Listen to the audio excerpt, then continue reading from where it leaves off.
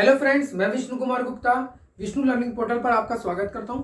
Video number 52 start हो रहा है और इस चैप्टर 4 आपका प्रिंसिपल ऑफ मैथमेटिकल इंडक्शन उसका है सेशन नंबर 7।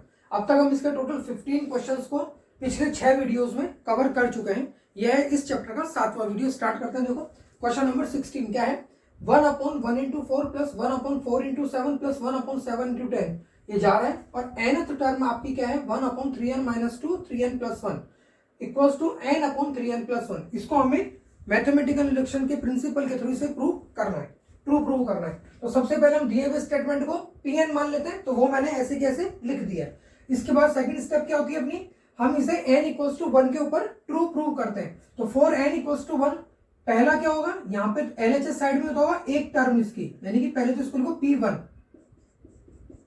P1 क्या होगा एक टर्म, यानी कि 1/1 into 4 जो कितना होगा 1/4। वैसे इस तरफ चेक करो, n की जगह 1 रख दो, 3 into 1 यानी कि 3 + 1, तो ये भी कितना हो गया 1/4। तो LHS और RHS दोनों साइड आपके क्या हो गए इक्वल। तो लिख देंगे हम इसको, सो Pn is true for n = 1। इसके बाद सेकंड स्टेप क्या करते हैं हम लोग, हम अज्यूम कर लेते हैं कि किसी नेचुरल नंबर k के लिए दिया हुआ स्टेटमेंट क्या है अपना ट्रू है। तो assume that Pn is true for some natural number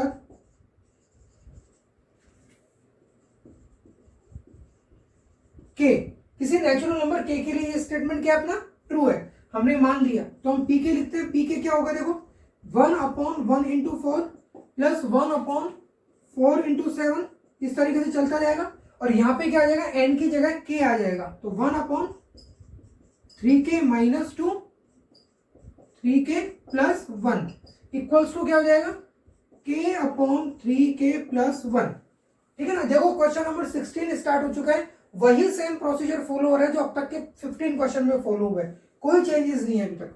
इसके बाद में क्या होगा, लास्ट स्टेप क्या होती है, हमें pk + 1 को ट्रू प्रूव करना होता है। तो now we shall prove that pk + 1 is true. हमें pk + 1 को ट्रू प्रूव करना है। तो pk + 1 लिखते हैं पहले हम। क्या होगा, pk + 1 लिखने के लिए पहले तो जो pk लिखा हुआ है पूरा का पूरा उसको ऐसे कैसे लिख दो। तो 1/1 into 4 1/4 into 7 चलता जाएगा, ये हो जाएगा 1/3k - 2 और 3k + 1। यहां तक तो अपने pk को लिख दिया। अब हमें एक टर्म और ऐड करनी है, वो टर्म कौन सी होगी, इसमें n की जगह रखना है आपको k + 1। तो देखो मैं आपसे ये एक्सपेक्ट करता हूं इतना सा कि आप इसको डायरेक्ट लिख पाएंगे।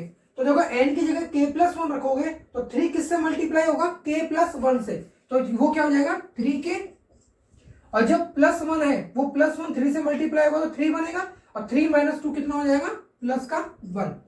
तो यहाँ पे n की जगह जब k + 1 रखोगे तो ये क्या बन जाएगा आपका 3k + 1। वैसे यहाँ पे n की जगह k + 1 रखो, देखो मैं क्या बोलना चाह रहा हूँ 3n + 1 है नहीं, n की जगह रखा आपने k + 1 तो क्या हो जाएगा 3k + 3 और +1 यानी कि +4। तो ये हो गया आपका 3k + 4। ठीक है। वैसे यहाँ पे क्या था 3n - 2, तो 3n - 2 का मतलब 3k और ये हो गया +3 -2, +3 में से -2 जाएगा तो +1। इसलिए मैंने इसको अब क्या रख दिया, n की जगह जब k + 1 रखा तो ये आपका चेंज होके बन गया 1/3k + 1 3k + 4। ओके,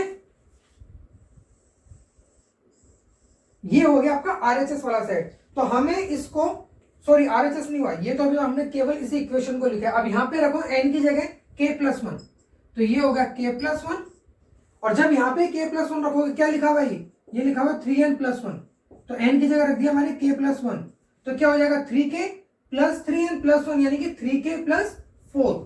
तो यहाँ पे हो जाएगा 3k + 4। ठीक है, ये हो गया आपका RHS।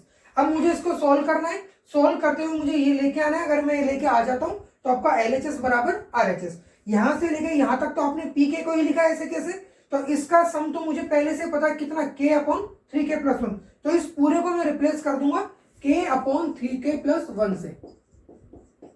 और उसके बाद लास्ट टर्म क्या आपकी 1/3k + 1 3k + 4। ठीक है, इन दोनों में अगर आप देखेंगे तो देखो ऊपर तो कुछ भी कॉमन नहीं है, लेकिन 3k प्लस 1 यहाँ पे भी है, 3k प्लस 1 यहाँ पे भी है, तो 1/3k प्लस 1 क्या आ गया इसका कॉमन पार्ट, जो मैंने ले लिया बाहर। तो यहाँ पे क्या बचा k, और इसमें बचा 1/3k प्लस 4। ओके, ये हो गया 1/3k प्लस 1। इसके बात करें इसमें एलसीएम हो जाएगा आपका 3k प्लस 4। 3k प्लस 4 अगर आपका एलसीएम हो गया तो एक बार तो k मल्टीप्लाई होगा इसके साथ में, एक बार 1 मल्टीप्लाई होगा 1 के साथ में, तो k इंटू 3k प्लस 4 करोगे तो क्या हो जाएगा 3k स्क्वायर प्लस 4k, और यहाँ पे 1 इंटू 1 करेंगे तो 1। ये हो गया 3k square plus 4k plus 1। वापिस से क्या बनेगी आपकी क्वाड्रेटिक इक्वेशन। देखो अगर आप लोगों को क्वाड्रेटिक इक्वेशन को सॉल्व करने में प्रॉब्लम होती है ना, तो एक बार के लिए आप इसको समझ लो।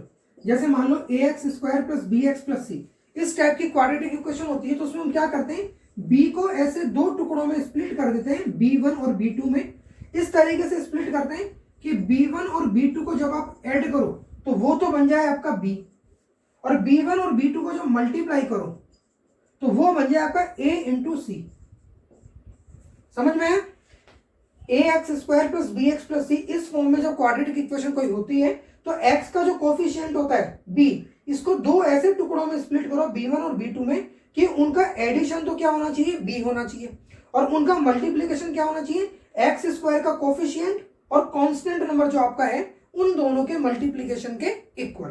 तो इस टाइप से हम इसको स्प्लिट करते हैं। तो वही काम अब हमें यहाँ पे करना है। देखो क्या करेंगे हम 4 को इस टाइप में स्प्लिट करेंगे कि मल्टीप्लीकेशन तो हो जाए 3 इंटू 1 और एडिशन हो जाए वापस से 4, तो क्या हो जाएगा देखो 3k स्क्वायर, इसको मैंने कर दिया 3k प्लस k, और ऊपर प्लस 1 तो लिखा हुआ ही था, नीचे क्या आपका 3k प्लस 1 3k प्लस 4। ठीक है ना, मैंने हटा दिया इसको क्योंकि आपस में मल्टीप्लाई हो रहा है, तो 1 इससे मल्टीप्लाई हो गया, ये बनाएगा 3k square plus 4k plus 1, और 4k को मैंने स्प्लिट कर दिया 3k और k में।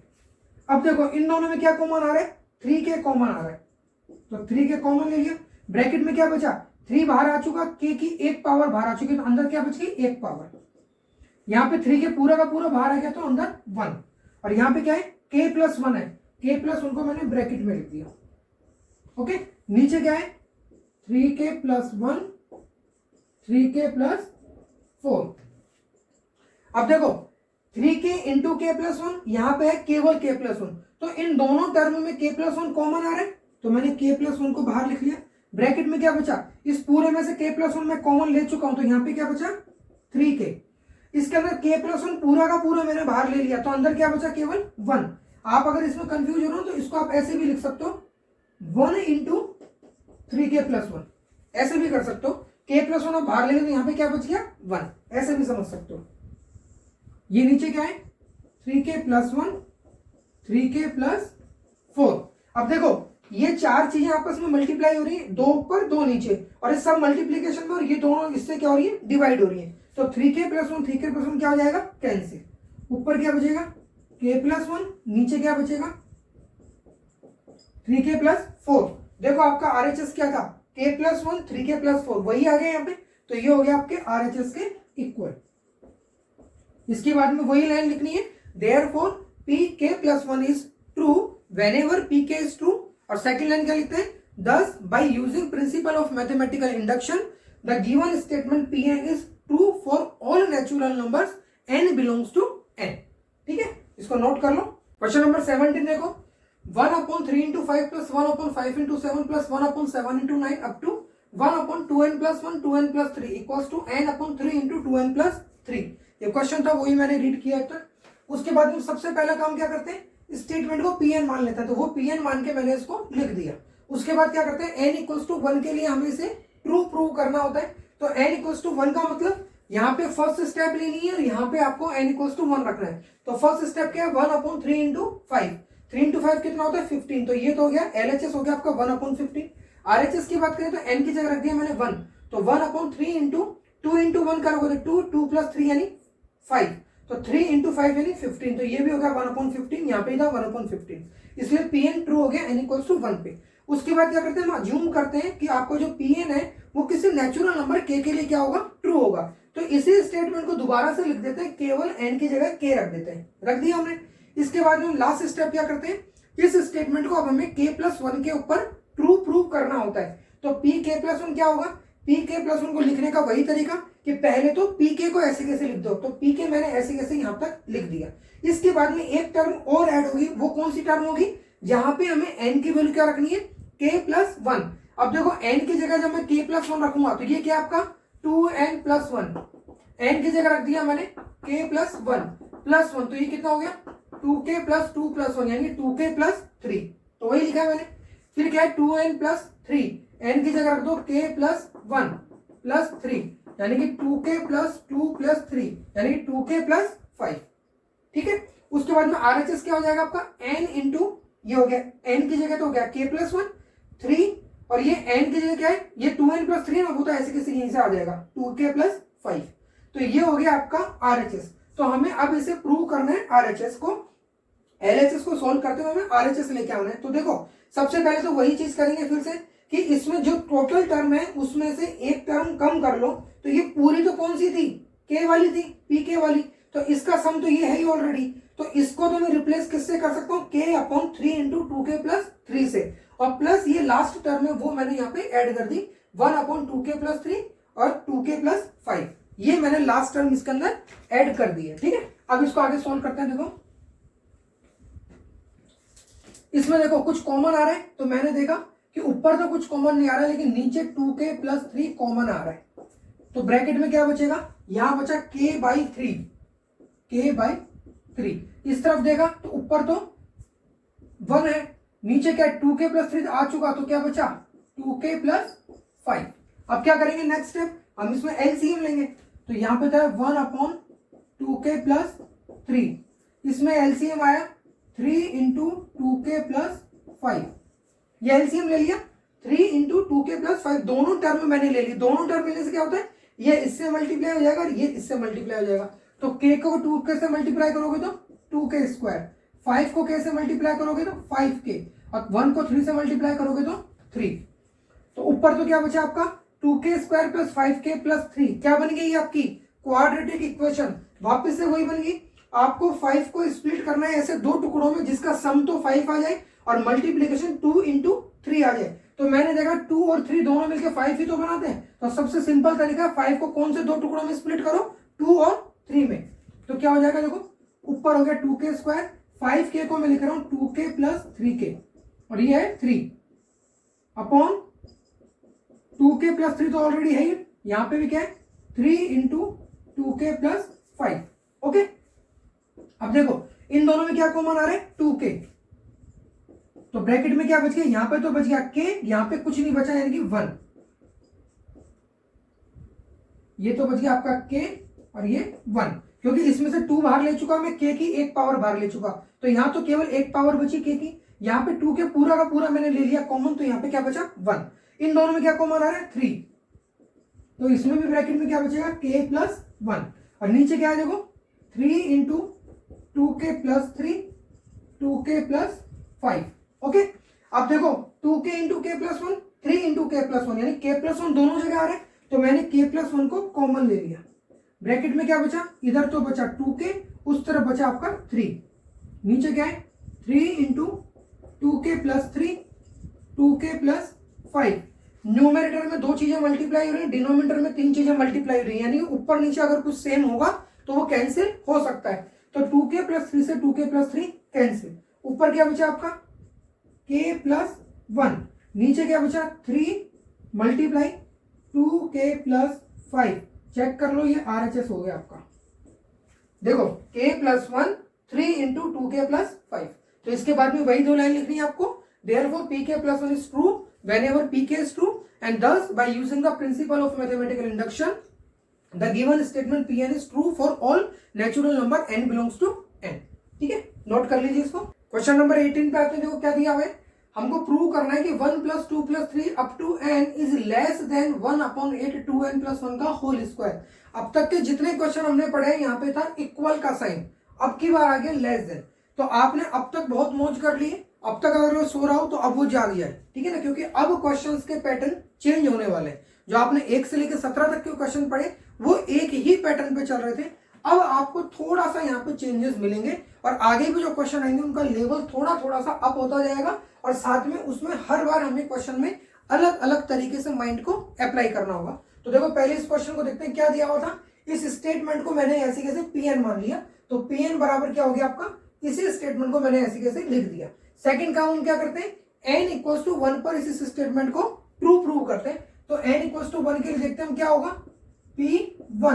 P1 का मतलब यहाँ पे केवल एक टर्म लेनी है मुझे, या तो ऐसे समझ लिया करो, देखो P1 में जब भी आप यहाँ टर्म लिखते हो ना, आप चाहो तो उसकी एक फर्स्ट टर्म ले लो, या तो ऐसे समझ लो, या फिर आपको मैंने बताया सबसे अच्छा तरीका कि इसकी जो लास्ट टर्म लिखी होती है ना, ये आपकी एक जनरल टर्म होती है, इसमें n की जगह 1 रखोगे तो आपको फर्स्ट टर्म मिल जाएगी। तो आप क्या रखो, n की जगह 1 रख दो, तो ये क्या हो गया आपका 1 लेस देन, अब यहाँ पे देखो क्या है, ये लेस देन लगा दी मैंने ऐसे कैसे, अब इस तरफ देखो 1/8 2n, n की जगह मैं 1 रखूंगा तो क्या हो जाएगा 2 इंटू 1 यानी 2 और 2 प्लस 1 यानी 3, 3 का स्क्वायर कितना होता है 9, 3 का स्क्वायर यानी कि कितना हो गया 3 square 9/8।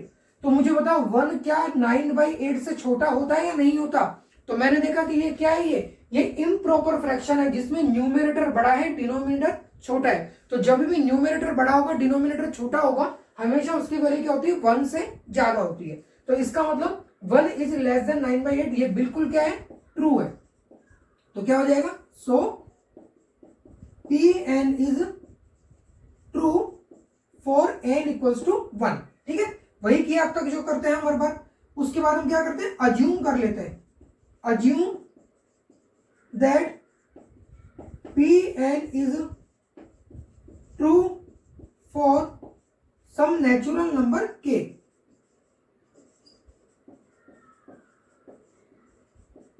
Okay, natural number k के लिए क्या है, ट्रू होगा ऐसा हम मान लेते हैं। ओके ठीक है, तो मान लेते हैं, तो इस स्टेटमेंट को भी लिख देते हैं।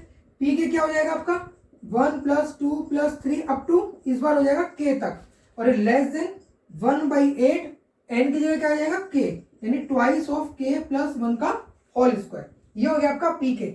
लास्ट स्टेप क्या होती है, हम ये माना है हमने, अब लास्ट स्टेप में हम इसको प्रूव करेंगे p k + 1 के लिए। तो now we shall prove that p k + 1 is true। तो p k + 1 क्या होगा, यहां पे जैसे k तक आ रही थी तो अब एक टर्म और ऐड होगी, k के बाद नेक्स्ट टर्म क्या होगी k + 1। तो आपका p k + 1 क्या हो जाएगा 1 + 2 + 3 अप टू k तक तो था ही, साथ में नई टर्म क्या आ गई k + 1 लेस देन 1/8, k की जगह रख दो k + 1 या n की जगह रख दो k + 1, कोई फर्क नहीं पड़ता। तो मैंने देखो क्या होगा 2 इंटू k + 1 और फिर ये +1 का होल स्क्वायर। इसको मैं एक बार सॉल्व कर लेता हूं, 1/8 ये क्या हो जाएगा देखो 2 इंटू k 2k, 2 इंटू 1 2 और 2 + 1 3, यानी ये हो गया आपका कि ये पूरा किससे छोटा होना चाहिए 1/8 2k + 3k होल स्क्वायर से।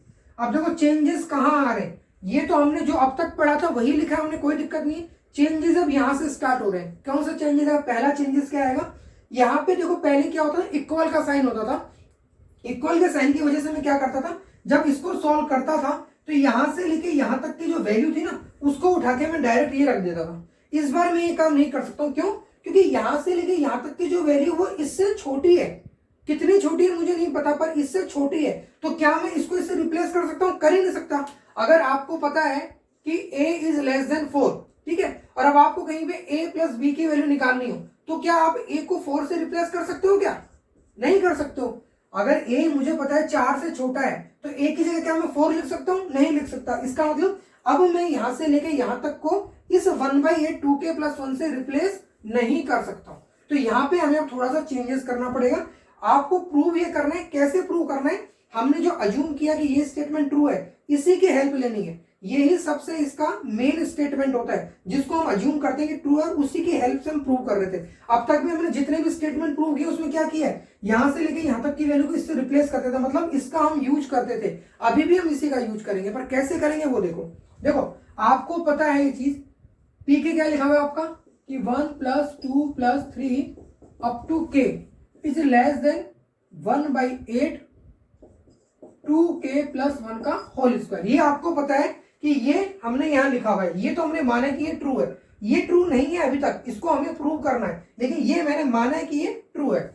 अब मुझे बताओ इसमें और इसमें फर्क क्या है? k+1 का फर्क है इस स्टेटमेंट में और इस स्टेटमेंट। अगर आप देखो इसके इधर वाली साइड में, अब ये LHS और RHS वाला साइड नहीं होगा। जब भी लेस देन इक्वल टू के साइन के साथ में अगर आपको कोई मैथमेटिकल इक्वेशन दी हुई है उसमें आप LHS और RHS नहीं बोल सकते हो। LHS RHS किस में बोलते हैं? जहां इक्वल का साइन होता है। तो मैं बात करूं इस वाले पार्ट की, इस वाले पार्ट में इसमें क्या फर्क आ रहा है? k+1 का। तो मैं क्या कर रहा हूं, मैंने लिखा कि एड k+1 बोथ साइड्स।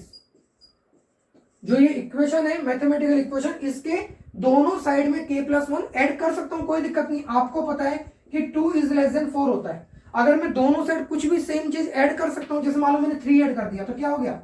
2 + 3 = 4 + 3, यानी कि 5 = 7। तो देखो अभी भी ट्रू है। कोई सेम चीज आप ऐड भी कर सकते हो और सब्ट्रैक्ट भी कर सकते हो, कोई दिक्कत नहीं है। ठीक है, तो अब देखो इसमें मैंने k+1 ऐड कर दिया तो ये क्या हो गया आपका? 1 + 2 अप टू k तक तो था ही, k+1 मैंने और ऐड कर दिया इज लेस देन 1/8 2k+1 का होल स्क्वायर। और इसमें क्या ऐड कर दिया मैंने? k+1। अब हमें ये वाला पार्ट तो यही मिल गया जो था। इस वाले पार्ट को मुझे सोल्व करते हुए इसके बराबर लेके आना है। अगर मैं इसको सोल्व करते हुए ये ले आता हूं तो इसका मतलब अपना काम हो जाएगा। तो देखो इस वाले पार्ट को सोल्व करते हैं हम, इस वाले पार्ट को भूल जाओ, ठीक है ना, हमें केवल इसके ऊपर काम करना है। तो देखो इसकी बात करूं मैं, इसमें क्या होगा? एलसीएम लूंगा मैं। एलसीएम क्या आ जाएगा? मैं इधर वाले को छोड़ देता हूं, इधर वाले को कर रहा हूं केवल, ठीक है। लेस देन इस वाले में एलसीएम क्या आ जाएगा? 8 एलसीएम आएगा तो ऊपर तो क्या बचेगा?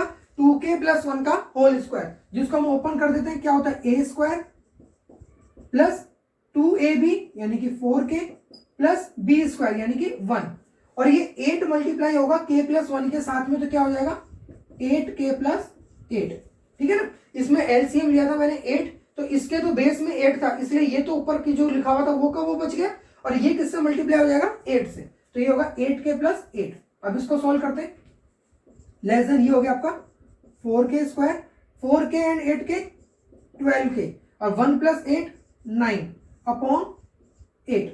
ओके, अब देखो फिर से क्या बनेगी आपकी क्वाड्रेटिक इक्वेशन। 12k को आपको ऐसे दो टुकड़ों में स्प्लिट करना पड़ेगा कि उसका मल्टीप्लीकेशन तो हो जाए 9 4 जा 36 और उसका एडिशन कितना हो जाए 12। तो आप देखो 12 को अगर आप 6 और 6 में तोड़ोगे तो 6 और 6 मिलके क्या बनाएगा? 12, और 6 × 6 करोगे तो क्या बन जाएगा? 36। जो 9 4 जा 36 होता है वही 6 × 6 भी होता है। तो इसको आप किसमें स्प्लिट करोगे? 6k और 6k में।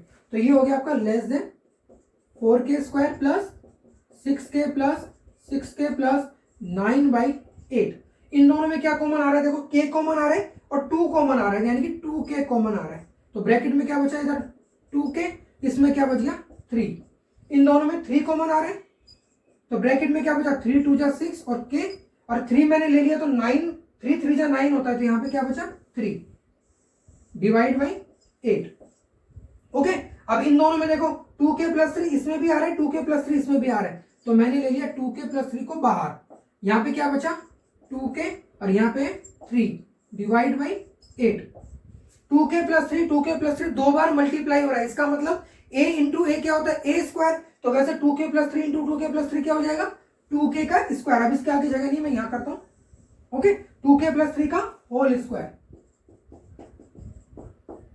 डिवाइड बाई क्या हो जाएगा? 8।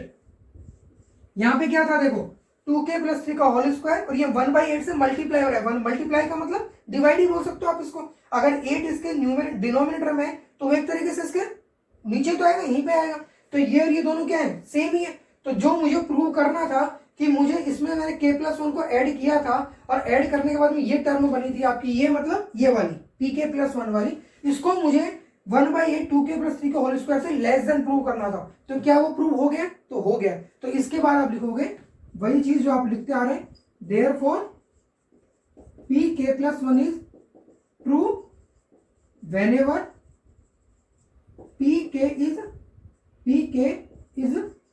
true। और लास्ट में क्या लिखेंगे? 10 by using the principle of mathematical equation mathematical induction equation ही mathematical induction the given statement Pn is true for all natural numbers n belongs to n।